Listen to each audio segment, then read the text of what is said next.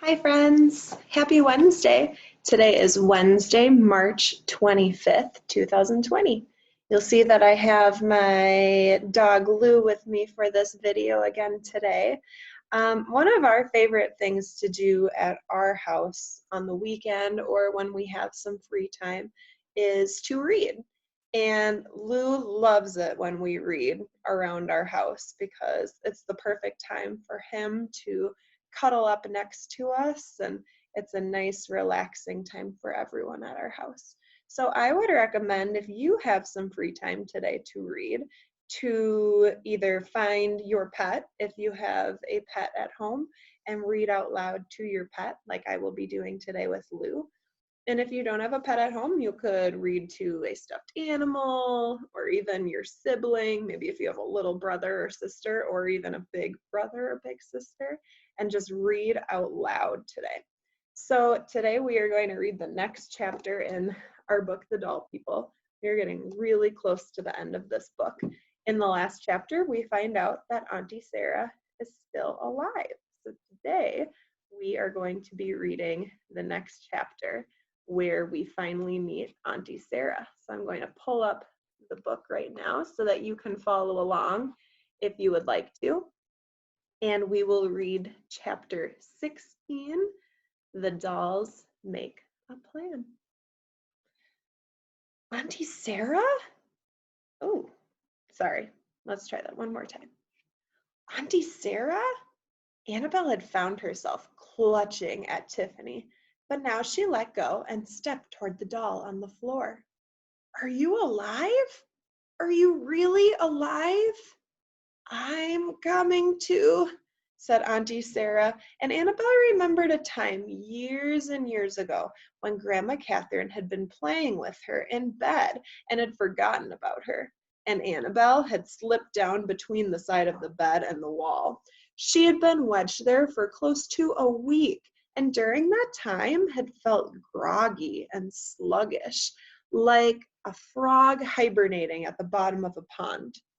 She hadn't been in doll state, but she had felt as if she had been in another kind of state, one that changed her perception of time, so that when she was finally discovered, she had been surprised to find that 6.5 days had passed instead of merely an hour or two. Auntie Sarah, we've been looking everywhere for you. We've been searching and searching, added Tiffany. You don't know me, but Is Aramius Ferex nearby? Asked Auntie Sarah sleepily. What? Said Annabelle. The the black lace weaver. Uh, is that a spider? Asked Tiffany brightly. Yes, I was so close to it.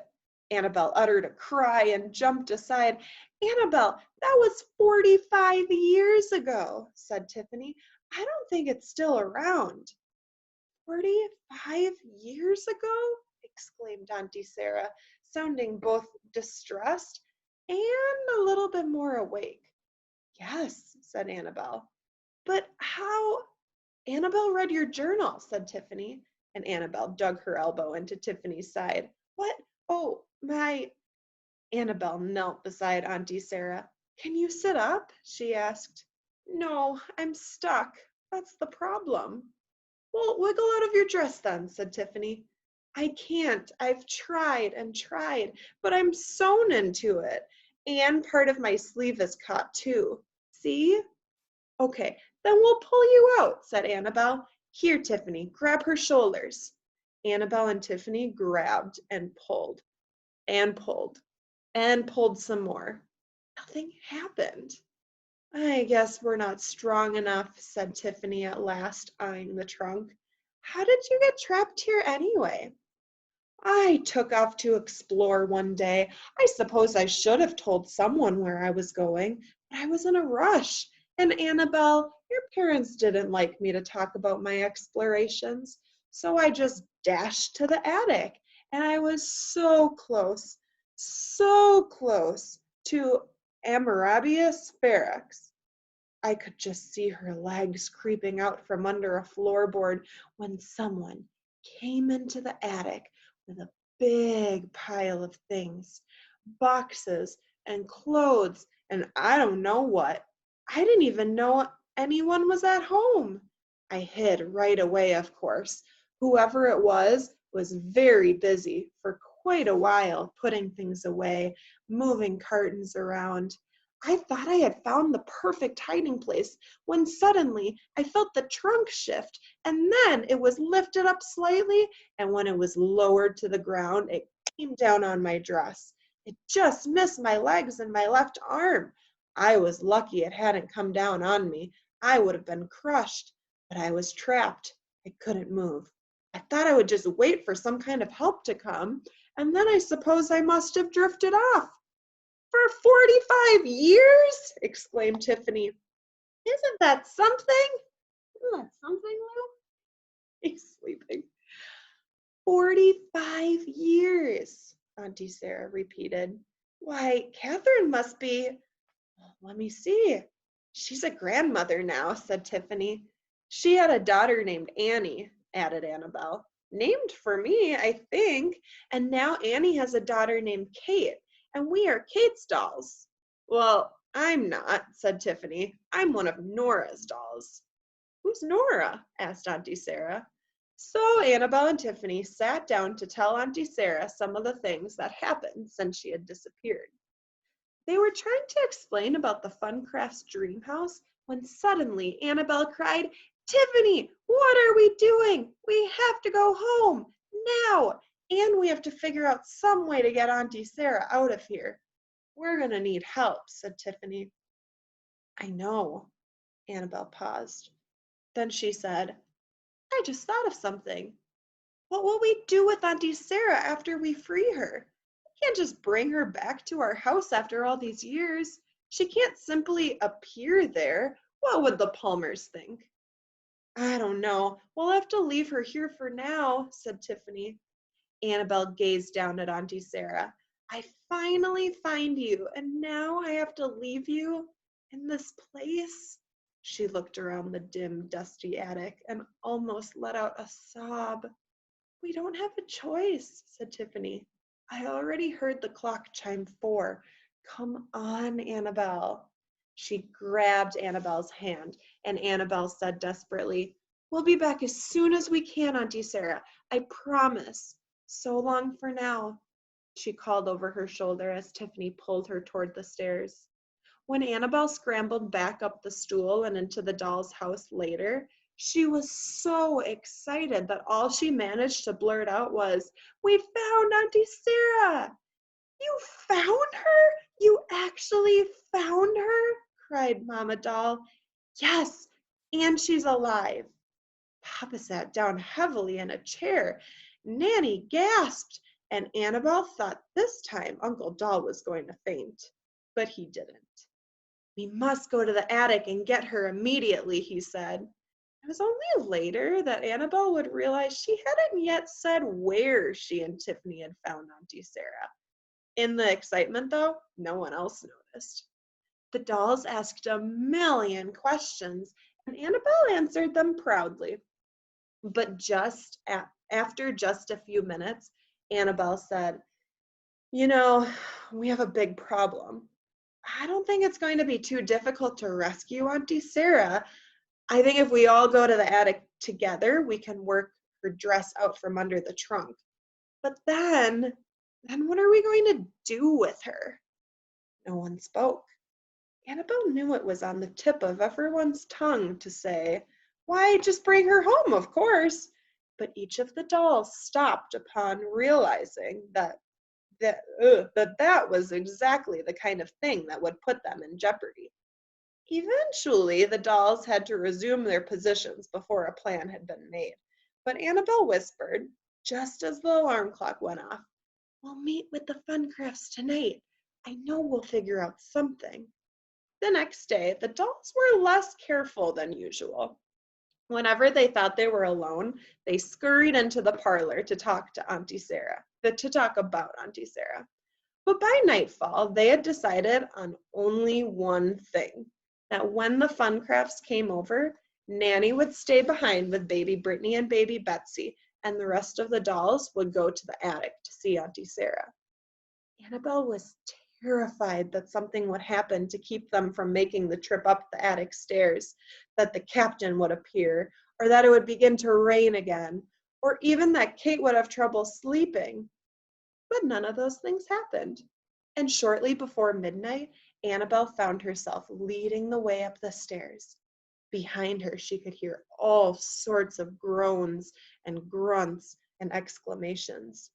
Mama and Papa had particular difficulty with the steps, but Mom and Dad Funcraft helped them. "Isn't this exciting?" Annabelle whispered to Tiffany as they neared the top step. "Look what Sump has done." "We are amazing," said Tiffany. The moment the last of the rescuers, Papa, had huffed and puffed his way up the top step, the 9 dolls looked ahead of them into the dimly lit room. "This is the gateway to the attic," said Tiffany dramatically. "Where's Auntie Sarah?" asked Uncle Doll. "Over here," said Annabelle, and led the way to the trunk. "Look at all this stuff!" exclaimed Bobby as they passed by the boxes and crates and old, odd pieces of furniture. "We definitely have to come back here," said Bailey. "We could play here every night. Think what we might find." "It is quite a playground," agreed Mom Funcraft. Mama and Papa said little, but Annabelle could see them gazing around the attic with wide, curious eyes. "Okay, Auntie Sarah is back here," Annabelle finally announced. "Come on, everybody." Just then, Papa held out a hand. "Uncle Doll should go first," he said quietly. So Annabelle led Uncle Doll around the corner of the trunk and then slipped back to her family and the Funcrafts. She wanted to listen to what was being said between Uncle Doll and Auntie Sarah, but Mama shook her head. Finally, after several minutes had passed, Papa said, "All right, now I think the rest of us would like to see Auntie Sarah." "Okay," said Annabelle, and she walked around the trunk again, this time followed by the other dolls. "Here she is," she said. And there was Auntie Sarah, still lying on the floor, of course, but now Uncle Doll was kneeling beside her, holding her hand. "I just can't believe I've been here for 45 years, Auntie Sarah was saying. "I feel like Rip Van Winkle." "Who's Rip Van Winkle?" Bailey asked, but in the confusion that followed, no one answered him. Annabelle introduced Auntie Sarah to the Funcrafts, and then all the grown-up dolls began talking at once. Mostly Annabelle heard apologies from Mama and Papa and Uncle Doll, and then she heard Mama say something she would have to ask her about later. "We thought you would run away." "Run away? Why?" Annabelle started to say, but Mom Funcraft had stepped over to Uncle Doll, who was still holding Auntie Sarah's hand. "I know you haven't seen each other in a very long time," she said to Auntie Sarah. "Shouldn't we see if we can't free your dress?" Uncle Doll answered for her. "Oh my, yes, of course. How silly of us." He got to his feet. Mama and Papa and Uncle Doll and Mom and Dad examined Auntie Sarah's dress and the trunk. "If we all work together, we could we move the trunk?" asked Bobby from behind them. "I don't think so," replied Papa after a moment. "But if we work together, I believe we can pull Sarah's dress out from under it," said Uncle Doll. The dolls, all 9 of them, bent down next to Auntie Sarah and each grabbed 2 handfuls of her dress. They pulled. They pulled harder. They braced their feet against the trunk and groaned and pulled even harder. "Hey, it's moving!" cried Bailey. And so it was. Very slowly, Auntie Sarah's dress was sliding out from under the trunk where it had been trapped for 45 years. In the end, a small piece caught on the brass fixture on the corner and tore off, but it was so tiny, and Auntie Sarah was already so very dirty and dusty and cobwebby that Annabelle didn't think it would matter. Auntie Sarah raised her hands to her head. "Goodness," she said. "Thank you." Uncle Doll helped her sit up, which she did stiffly. Then she announced that she felt fit as a fiddle and ready to go. But Uncle Doll held her back. Not yet, he said. We haven't figured out what to do with you. You can't just appear in Kate's dollhouse. That would raise suspicions. It certainly would, said Mamma. But luckily, I have an idea, said Annabel. You do, said Tiffany. You didn't tell me. I just thought of it now, replied Annabel.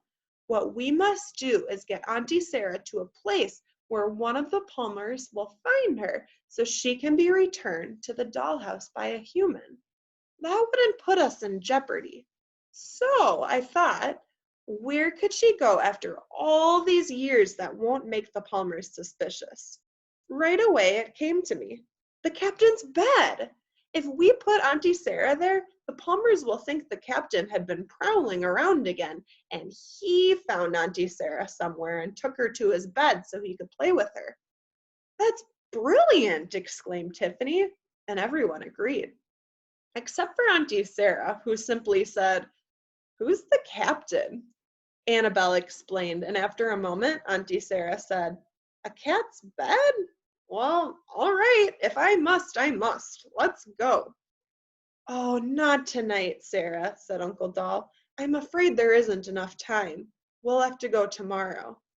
"You mean I have to spend another night in the attic?" said Tiffany. "Oh, dear. Well, perhaps I'll see a Marobius ferox after all. Or even Uranus adiamatus. What a shame. I don't have my journal with me." The dolls talked for a bit longer. And then Papa said to Sarah, Auntie Sarah, "It's time for us to leave. I'm terribly sorry, but we'll be back tomorrow night. And maybe by the day after that, you'll be home again," said Annabel. And that is the end of chapter 16. Tomorrow we will read chapter 17, which is called The Captain Helps Out. And we will see if Auntie Sarah finally is able to return to the dollhouse with the other dolls. All right. Well, I hope you have a great Wednesday, and I hope that you check back in tomorrow to find out what happens in chapter 17. I love you, and I hope you have a great day. Bye.